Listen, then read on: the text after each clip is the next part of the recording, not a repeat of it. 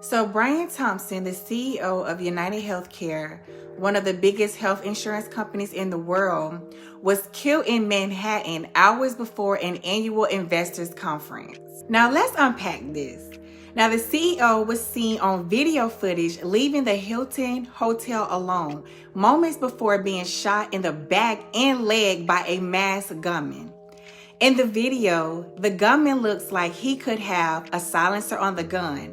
The gun jams and apparently doesn't register, so the gunman cleared the jam and shot it again. I mean, he had to be professional to focus on and make sure he completed his target.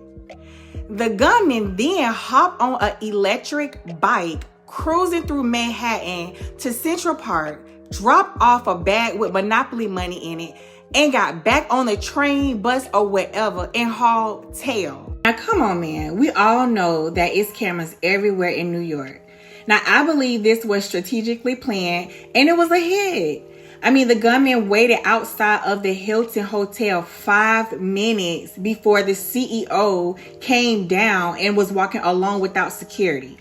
The gunman also went to Starbucks and bought a power bar and a water. He also pulled his mask down, smiling at an employee because she was flirting with him.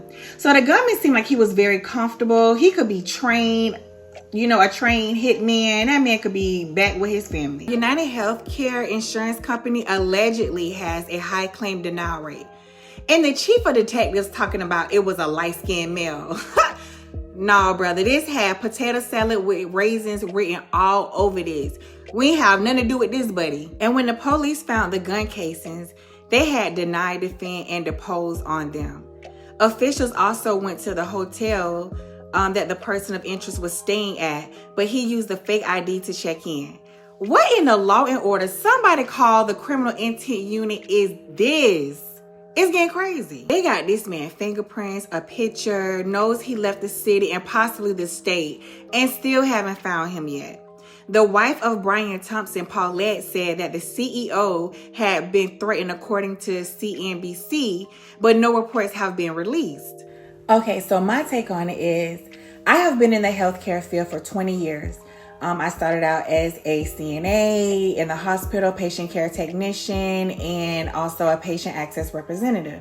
A patient access representative, that is the first person that the patients see when they come in the door. We are the ones who collect their demographic information and their insurance. We also have a department that is called authorizations, where we submit these claims to the insurance company when the patients need surgeries or they need any outpatient procedures done. And then we have to monitor these claims so that we'll get an approval or a denial.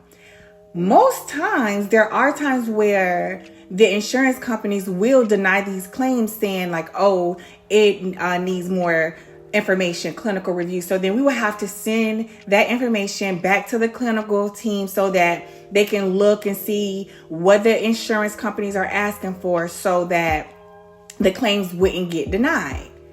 The crazy thing is that we are the ones that's actually dealing with these patients. Like, they're in our face physically. We're seeing them cry.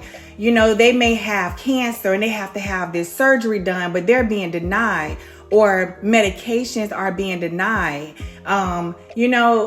Dialysis, kidney transplants. There are major surgeries and different things that patients pay these premiums because they may have, an event where they're going to have a major surgery or, something like that. And then they get denied. Not only are they waiting, for the approval, but then it's also the anxiety of, okay, am I going to get approved? No patient should have to worry about that, especially if they're paying a premium. And these premiums are not cheap. They are very expensive. Even, working in healthcare, like the premiums for the insurance has gone up. So if I'm paying you guys a premium every 2 weeks or every month, I expect to, if I'm going to have a surgery done and I have all the qualifications to have this surgery done, I expect for it to be approved.